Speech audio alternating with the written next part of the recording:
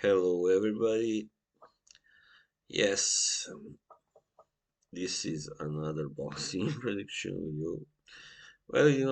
Well, this next weekend we got only a few fights that I will be, you know, predicting, and I believe there was a fight that was cancelled. Also, I'm not sure if it was supposed to be on this weekend, but or the one after, but it was a cruiserweight fight actually, world title fight. Anyway, doesn't matter. All right, so we have a heavyweight matchup on Saturday. Yeah, Turning Stone Resort and Casino Verona. I guess that's in California, right? All right, so there's Efe Jagba, who is he's has one loss, which came in late 2021 to Frank Sanchez. He was basically just, picked apart really by the superior technician Sanchez. Was a really great mover and also pulling down could can hit, also. He's not a big puncher as a Jagba, but anyways. A Jagba is 16-1 and 0 with 13 knockouts. A huge guy, but really in today's heavyweight scene, it is not really unusually big or tall. He's 6 foot 6, 85-inch reach. That's kind of becoming like the standard, almost height, and reach, I guess, among heavyweights today. But now, of course, lately we have seen the emergence of people like, of course, Usyk, Jared Anderson. Well, what's the other guy's name? Well, Jermaine Franklin, we might say also. So these guys are, of rather more normal, shall I say, height, in size. But still, there are a lot of really, really huge men in the heavyweight division. Yes, so uh, whether that's good or bad, well, I don't know really. Anyway, Jagba is fighting a guy called Stefan Shaw, who is one of these more, regular size heavyweight, 6'4", 81-inch reach. Yeah, Shaw has a 3.5 star rating at Boxer. He is 18-0 with 13 knockouts. So, but he hasn't, he fought, I guess the best guy he fought was Rydell Booker in his last fight. And Booker has been around for a while, he's like a solid journeyman, not a real contender, but a tough guy, yeah, anyway. And so Stefan Johnson beat him by a shutout. That was on November 22nd, actually. So, wow, not bad. He's already fighting after only after less than 2 months, because that was an 8 round fight. Yeah. And Jagba, since he lost to Sanchez, he had a fight in August last year against some guy, unknown guy, Josef Darmush, Hungary. I know that this is a Hungarian name. Yeah, that's right. A much smaller guy, I see. So he easily stopped him in 2 rounds. So the problem with Jagba is when he is able to get his punches across, to land, and he usually wins. He imposes himself on his opponents because he's so huge and hits so hard. But whenever, when he isn't able to land enough punches, when he's fighting a guy that can box and defend himself well, like Frank Sanchez, we've seen what happens. Even though Sanchez is a very good fighter, I would rate him among, the top 10 definitely today. And but I fear he will never get quite the right fights because he's people don't like guys like him anyway who spoil their they it's the punchers that are favored, right? Especially at heavyweight today.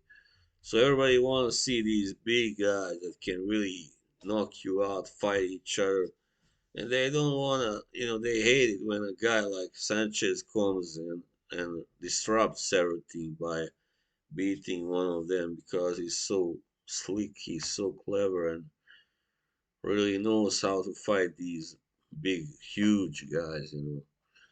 He's not small himself, but he's not a huge guy anyway. So yeah, this is what happens. So Jagba, I don't know. I've never seen Stefan Shaw fight, but he seems to be a pretty good. I mean, good challenge for Jagba on paper. He does have power, of course. Sorry, he does have power. He stopped Joey Daveco, which I know of before, and Gregory Corbin. Yeah, so this will this will be a pretty even match. I think I expect it to be, and Jagba is just the harder puncher I guess here, and if anybody is expected to win by a knockout, it's him definitely, no doubt. But will he be able to produce that knockout? I'm not so sure, really. I'm not so sure because the best guy he has stopped so far was Razvan Soyan, maybe. And he's not that good, really. He's just very big and heavy. Yago Kiladze, yeah, Michael Walsh. Well, maybe him and Amir Mansour, but he was, already on his way out. So, yeah. On the other hand, I can see Stefan Johnson actually maybe just giving him a really hard time, outboxing him at least for enough rounds so that he can get a decision. So it will be definitely a tough test for a jugger. I see both guys have fought Jonathan Rice, so that's what they have in common. They have both had to go the distance against him also, and he is fighting with this undercard. I will be talking about this later. But yeah, I mean, I think this is a must-win fight for Jabba. If he loses this, then he will be back to you know to the waiting line, like way back in the queue. So yeah, that's. I think he knows that he will be looking to put on a good performance here. So I think he'll win probably. I favor him to win, but whether it's gonna be by a stoppage or not, that's kind of hard to say. All right, and then next we have Adam Lopez versus Abraham Nova or Abraham. This is a featherweight fight. I know of Nova. He has fought some good guys like, Robesi Ramirez. He lost to him. Yeah, that's right, by a knockout. Richard Pumic. Very funny name. And Adam Lopez, he lost to Isaac Dogbe, or whatever you call it, and Oscar Valdez by stoppage. But he did manage to put Valdez down first. And also he lost to Stefan Fulton, or Stevens, sorry, Fulton. So all his three losses came against top notch, guys. So I guess he may be the favorite here. He's not a puncher, six KOs only, 16 wins. He's called Blue Nose for some reason. Well, Nova does seem to have power. He's got 15 KOs in 21. So, yeah, William Encarnacion. That's right, he beat William Encarnacion by a stoppage. Yeah, you know, the thing is, Abraham Nova is coming off a loss, a knockout loss, which was pretty hard to base Ramirez. So I don't know how well he will react to it. That's the problem. So I don't know. Maybe he's fighting a slick guy, so or a good technician. So even though, yeah, I mean, who also put actually Valdez down, which is surprising, despite the fact that he's only have got 6 KOs. So but still, maybe I don't know. Noah is like the harder hitter. He's slightly taller, and but Lopez has been there against better opponents so far, and he's given. He actually lost to Fulton and Dogway by a majority decision. So this means this guy is good, really. So I guess the safest bet would be to go for a points victory for Adam Lopez. All right. Hmm. And finally, the last fight is another heavyweight fight between Guido Vianello and Jonathan Rice, who I already mentioned. So this guy Guido Vianello is another really big heavyweight with 6'6". He's 10 and 0, 10 0 and 1 with 9 knockouts, but he hasn't really yet shown himself. And as far as I heard from a friend, he was supposed to lose that fight, which was a draw, which was judged to be a draw to Kingsley eBay. A really heavy guy, strong guy, and but he's been kind of promoted by I forgot who promotes him. That doesn't matter. Somebody big. But now he's fighting Jonathan Rice, who is kind of a war horse. 15, 6 and 1. Been stopped twice, but yeah, by Arslanbek Mahmudov, right? Hmm. So Jonathan Rice isn't really, of course. He does have actually his last two fights he won both against Michael Polite Coffee, who was rated rather high at the time.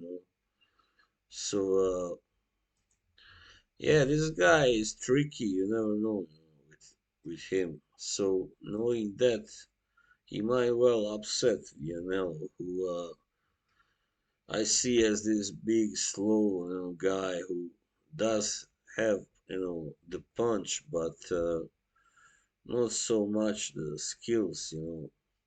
Yeah,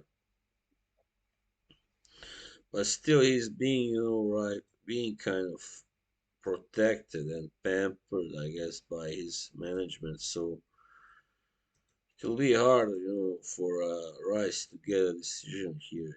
I think. Hmm.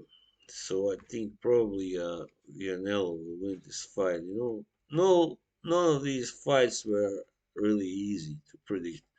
To make this clear, really, and I'm kind of on a limb here, however you want to call it, because I haven't seen too much of any of these guys. I've seen a juggler fight a couple of times, and I've seen, yeah, Vianello, I think, once, something like that.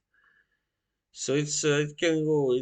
These are really fights. All three are fights who are can really swing either way. It depends who comes in at the right shape or the right with the right mindset, who chooses the right strategy, who is the favored one, who the establishment wants to win.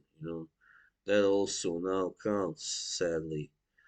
So if the fight goes a distance, you never know how it will turn out. That's why it's so ungrateful to make these predictions now. But anyway, as I said, Villanella probably will win this fight. Maybe even by a stoppage, who knows. But anyway, that would be all for this time. Thank you for watching. Bye bye.